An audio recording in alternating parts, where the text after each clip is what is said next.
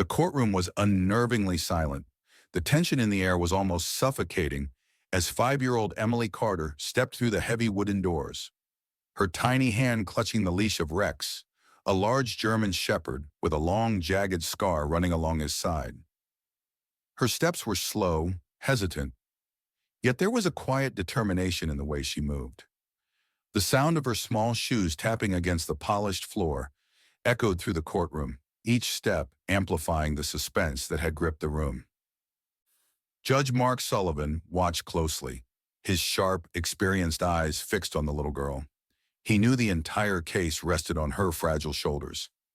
Emily was the sole witness to a terrifying crime, an attempted child abduction. But there was a problem. She hadn't spoken a single word since the incident. Across the courtroom, seated at the defense table, was Richard Hale. His demeanor was composed, almost smug. A 45-year-old software engineer with an unassuming appearance, Hale had been arrested after an eyewitness placed him at the scene of Emily's attempted abduction. But his defense was solid. No physical evidence, no confession, and a witness who couldn't testify. His lawyer had already crafted a strategy to discredit the traumatized child, painting her as too young and unreliable. In Hale's mind, the case was already won. But then, something unexpected happened. As Emily settled onto the witness chair, her green eyes slowly lifted, locking onto Richard Hale's face. Her small fingers trembled, just slightly, but to an untrained eye, it would seem like nothing. However, someone in the room recognized it. Rex. The moment Emily's fingers twitched in that subtle, silent movement, one she had learned over weeks of therapy, Rex's body went rigid. His ears snapped forward, his muscles coiling like a loaded spring. A low, guttural growl rumbled from deep within his chest. His golden brown eyes locked onto Hale, unwavering and piercing. A ripple of unease spread through the courtroom. Murmurs filled the air. Spectators leaned forward in their seats. This wasn't just a well-trained support animal reacting to a general distress signal. This was something else. Something primal. Judge Sullivan's hand slammed down hard on the gavel. The sharp crack echoed like thunder through the courtroom. "Order! Order in the court!" His voice cut through the murmurs, but even he couldn't hide the tension on his face. He darted a glance at Emily, who clung to Rex like a lifeline. At the prosecution's table, FBI agent Jason Statham sat motionless, his sharp eyes locked onto the scene unfolding before him. Unlike the others, he wasn't just watching. He was analyzing. He knew dogs didn't react this way without reason. He had seen war dogs in combat, K9 units sniff out criminals. He knew when a dog recognized something, or someone. Jason leaned forward slightly, his jaw tightening. Rex wasn't just reacting, he was identifying. His instincts kicked in. Something was wrong. Hale's confident smirk faltered.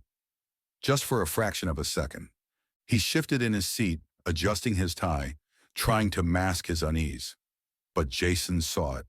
15-minute recess, Judge Sullivan suddenly declared, his voice unusually urgent.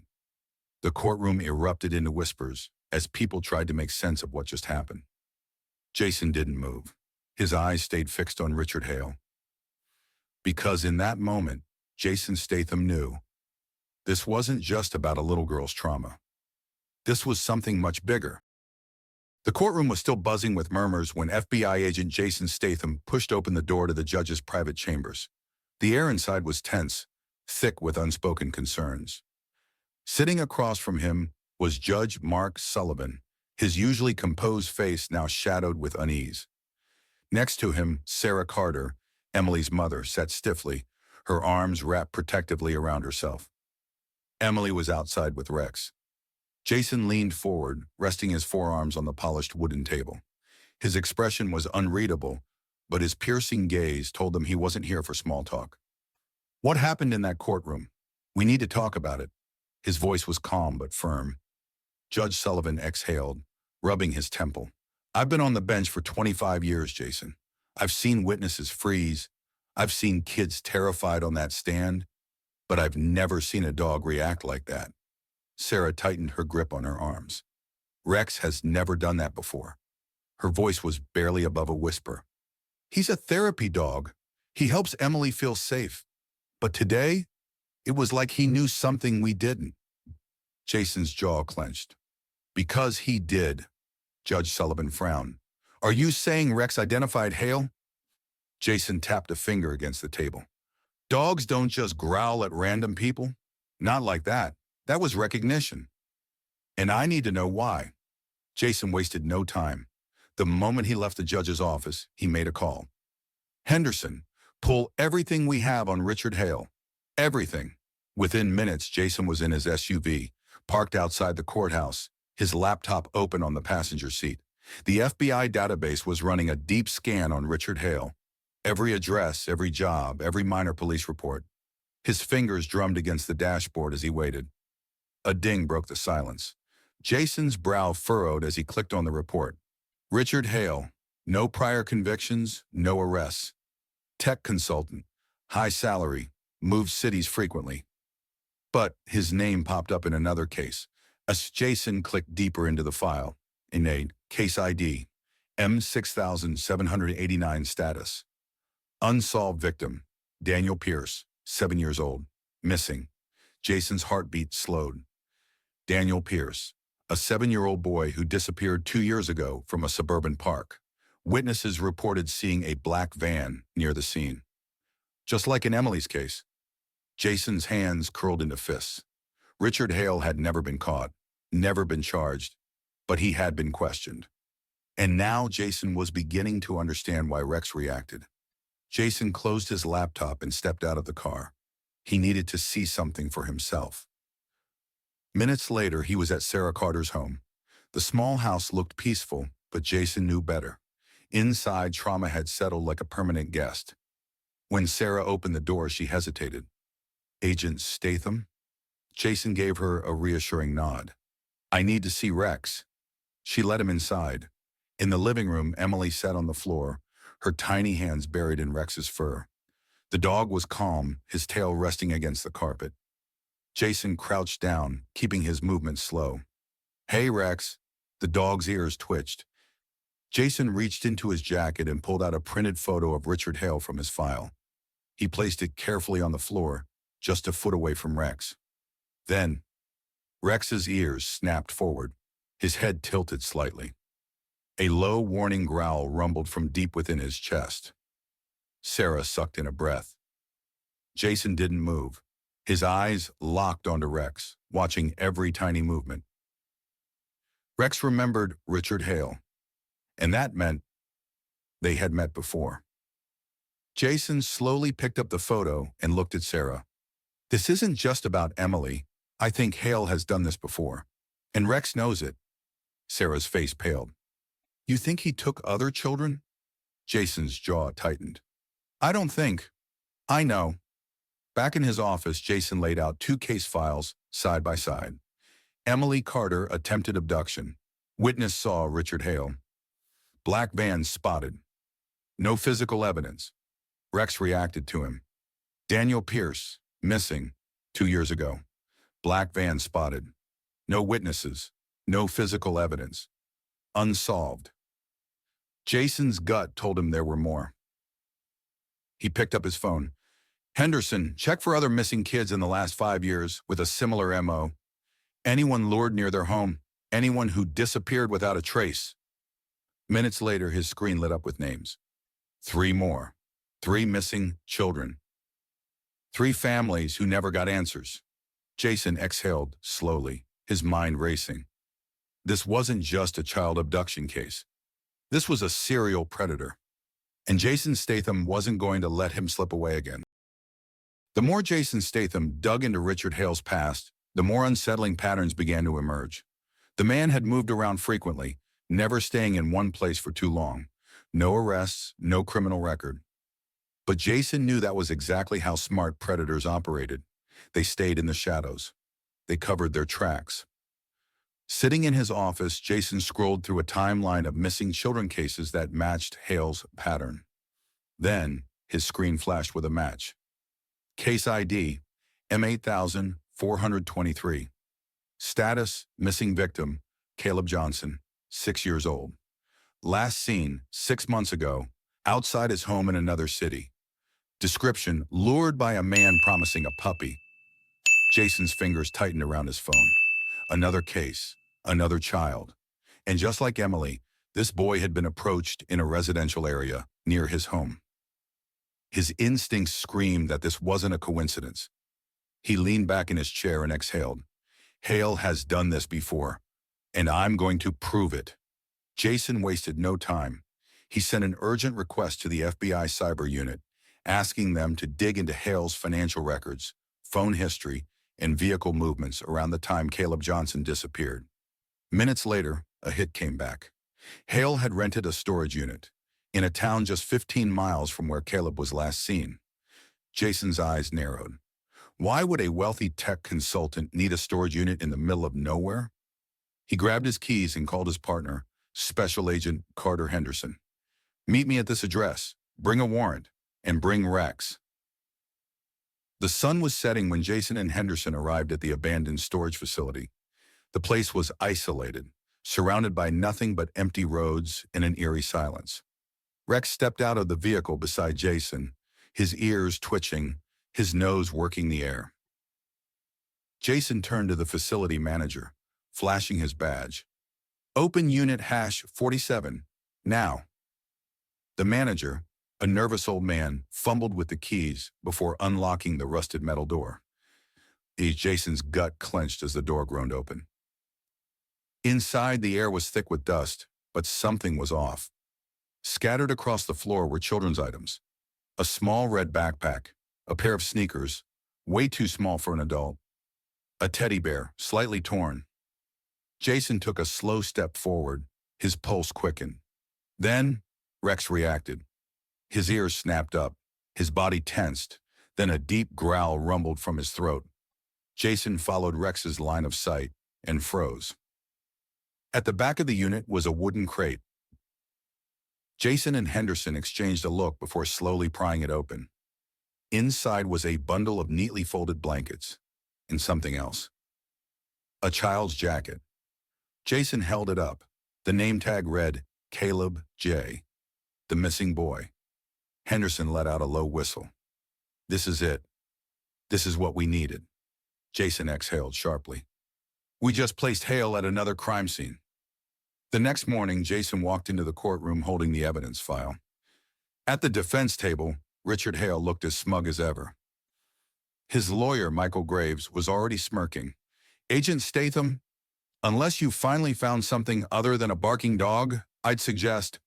Jason slammed the evidence file onto the table. We did. This is a report linking your client to an active missing child investigation. The smirk vanished from Hale's face. Jason continued, his voice cold. We found a storage unit rented under Hale's name. Inside, personal belongings of a 6-year-old boy who vanished 6 months ago. Judge Sullivan narrowed his eyes. Are you saying you have direct evidence? Jason nodded. DNA testing is in progress, but we already have a name tag that matches the missing child. And there's more. Hale's fingers tightened around the table. Jason leaned forward slightly, locking eyes with him. You see, Richard, predators get comfortable. They get cocky. They think they'll never be caught. He tilted his head. But you just left us a trail to follow. For the first time, Hale looked nervous. Jason smirked. And I promise you, we're going to follow it all the way to the end. Jason Statham knew the moment he presented the storage unit evidence in court, he had made himself a target. Richard Hale was dangerous, manipulative, and well-connected. People like him didn't just roll over and accept defeat. They fought back. And Jason could already feel the pressure building. The next morning, Jason sat in his FBI office reviewing the latest forensic report on the evidence they recovered. The DNA results were still pending, but deep down, Jason already knew the truth. Hale had more victims. His phone rang. Unknown number. He answered. Statham. A slow, deliberate voice spoke on the other end. You need to stop. Jason's grip on the phone tightened.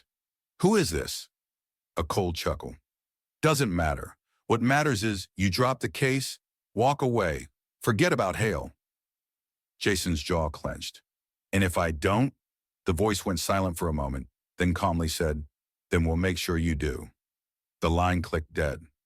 Jason exhaled slowly, placing the phone down. This wasn't just about Richard Hale anymore. Someone else was pulling the strings. He wasn't just fighting one man. He was fighting a system built to protect monsters. That night, Jason drove back home, his mind racing. The threats didn't scare him, but they made one thing clear. He was getting too close to the truth.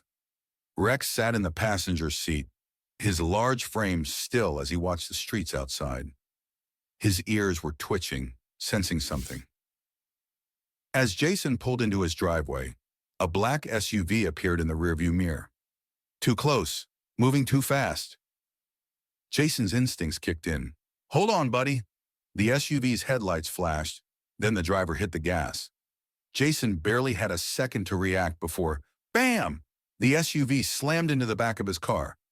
The force sent Jason's vehicle skidding forward. He gritted his teeth, gripping the wheel to regain control. Rex let out a sharp bark, his body bracing against the impact. The SUV backed up, then charged again. Jason yanked the wheel to the side, swerving onto the sidewalk just in time. The SUV barely missed, its tires screeching as it sped past him. Then, gunfire. A bullet shattered the back window. Jason ducked, reaching for his sidearm. Another shot, this time aimed at the driver's side. But before Jason could react, Rex leapt across him. Crack! The bullet slammed into the passenger door, right where Jason's head had been seconds earlier. Rex's weight had pushed Jason down, saving his life. Jason's pulse pounded as he yanked the gear shift, slamming the accelerator. The car lurched forward, speeding down the road. In the rearview mirror, the SUV took a sharp turn and disappeared into the night. Jason exhaled sharply, gripping the wheel. His eyes flicked to Rex, who was still in full alert mode, his body tense, ears perked, eyes locked on the road. Jason reached over, running a hand down the dog's fur. "You just saved my ass, buddy." Rex wagged his tail once, then returned to scanning the area for more threats. Jason's jaw tightened. They had just tried to kill him. That meant one thing. He was getting close to exposing something big, and he wasn't about to back down. Not now, not ever. The attempted attack on Jason Statham had only confirmed one thing. He was dangerously close to the truth. Whoever was protecting Richard Hale was desperate to shut him up. But Jason wasn't backing down. Not now, not ever. Jason spent the entire night working with his team. If Hale had kidnapped children before, there had to be more proof. The storage unit evidence was solid, but Jason needed something undeniable. By morning, a breakthrough came. Hale's financial records showed large, unaccounted cash withdrawals every 6 months. His phone records showed encrypted messages to an unknown number. Most importantly, his car's GPS logs had a location that hadn't been checked before. Jason stared at the screen. A private lake house, isolated, no neighbors, a slow exhale. That's it. That's where he took them. Jason and his FBI team arrived at the lake house before sunrise. The property was quiet, abandoned, but Jason's gut told him this place held the answers. Rex was the first one out of the vehicle, his nose twitching, ears high. Then suddenly, he bolted. Jason tensed. "Rex, what do you got?" The German shepherd ran toward the old wooden dock, sniffing aggressively at a pile of planks. Jason's partner, Agent Henderson, crouched down and shined his flashlight. "This wood looks fresh." Jason grabbed a crowbar and pried the planks open. His stomach dropped.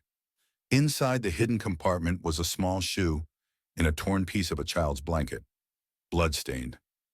The DNA test would confirm it, but Jason already knew. They had just found the missing children's belongings. Game over. Hale. The atmosphere in the courtroom was suffocating with tension. Jason walked in holding the sealed evidence folder. He made direct eye contact with Richard Hale, who sat at the defense table with that same smug look. But Jason saw it, a flicker of unease.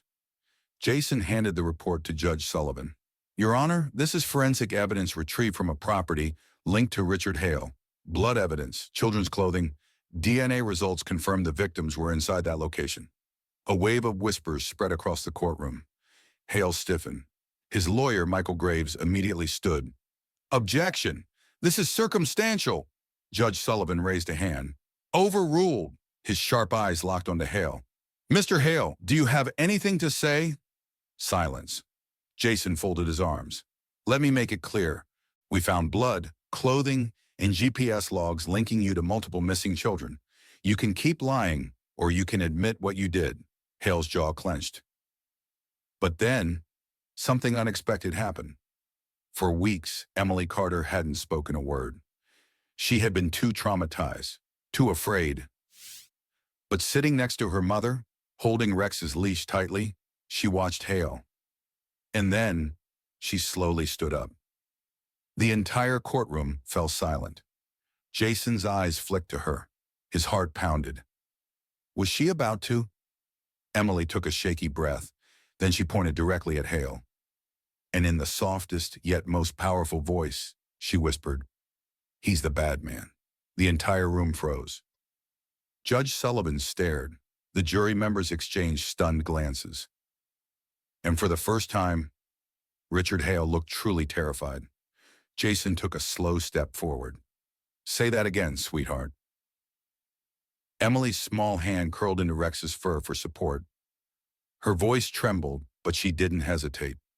He's the bad man. Rex's reaction was instantaneous. His ears snapped forward. His body went stiff. His deep, primal growl echoed through the silent courtroom. Jason didn't look away from Hale. Even she knows it, and so does Rex. Hale's fingers curled into fists. He was cornered. Judge Sullivan's voice was low, almost like a final judgment. Mr. Hale, how do you plead? Silence. Jason took another step closer. Plead guilty, or I promise you, this gets worse for you. The room felt like it was holding its breath. Then, Richard Hale broke. His shoulders sagged, his head dropped, and in a barely audible voice, he muttered, "Guilty." The courtroom erupted. Jason exhaled slowly, finally allowing himself a small, victorious smirk. Yeah, that's what I thought. He looked down at Rex, who was still locked onto Hale. Jason patted his head. Good boy, Rex. You just put a monster behind bars. The courtroom was in chaos. Gasps, whispers, and the clicking of reporters' keyboards filled the air as Richard Hale sat motionless at the defense table. For the first time since the trial began, his arrogance had cracked. His calculated smirk was gone. His hands trembled slightly, fingers gripping the edge of the table, as if trying to hold on to the last shred of control. But it was too late. He had just pleaded guilty in front of an entire courtroom. And there was no taking it back.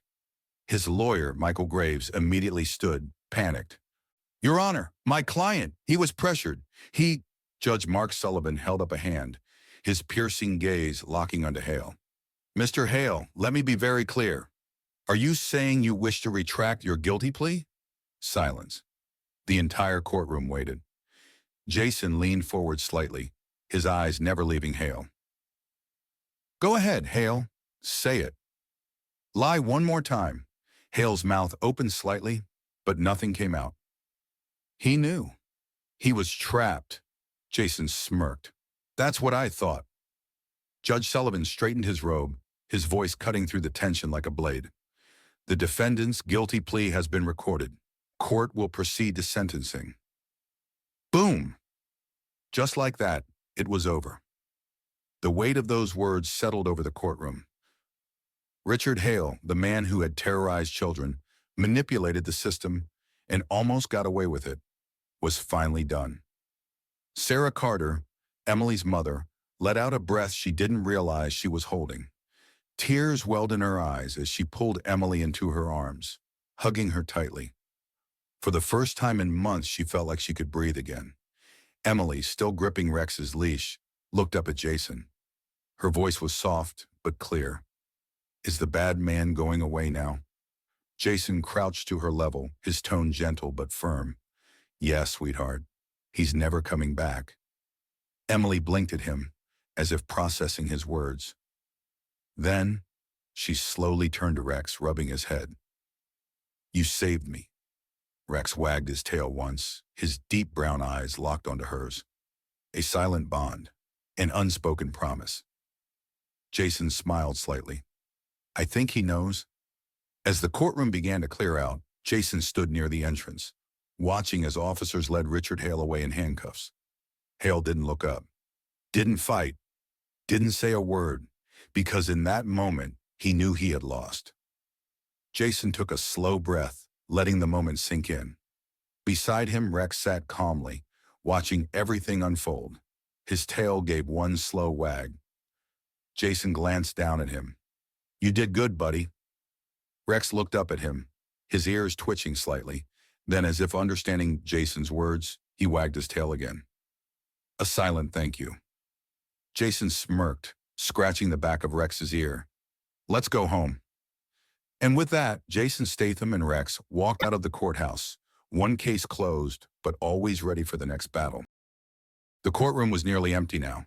The cameras were off. The reporters had left, their headlines already making waves across the country. Richard Hale, sentenced to life justice, finally served.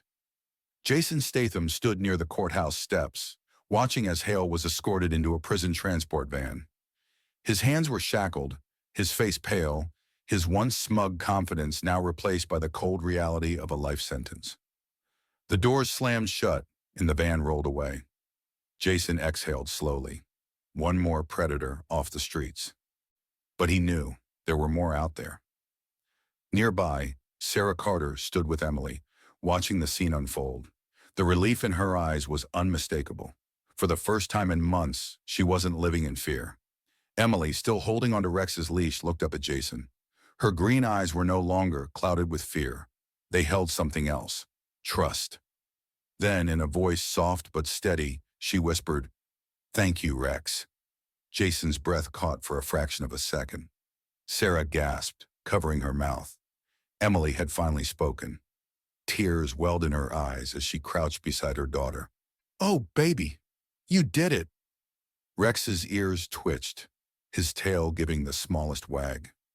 Emily smiled for the first time in what felt like forever and leaned down, wrapping her arms around the big German shepherd. "You saved me," she whispered against his fur. Rex let out a soft huff, resting his head against her shoulder. Jason watched the scene in silence, his chest tightening. He had seen broken people, shattered lives, cases where justice came too late. But this was why he did what he did. Jason knelt beside Rex, running a hand down his back. "You did good, partner." Rex tilted his head, looking up at Jason. And in that moment, there was no need for words. The dog had saved Emily, had saved Jason himself, had played a role in bringing down a monster. Jason scratched behind his ear. "Guess that makes two of us, huh?" Rex wagged his tail once. A silent understanding. A bond forged in justice. As the sun set behind the courthouse, Jason leaned against his car, arms crossed. Henderson approached, his phone in hand. "You're not going to believe this." Jason raised an eyebrow. "What?" Henderson's expression darkened. "Another case, another missing kid, just came through." Jason glanced back at the courthouse, at Emily, at Rex. He rolled his shoulders, his jaw tightening. There was always another case, always another monster, lurking in the shadows. He opened the car door. "Send me the file." Rex jumped into the passenger seat, ready as ever. Jason smirked. "Let's go to work, buddy." The engine roared to life. And just like that, Jason Statham and Rex drove off. Because justice never sleeps.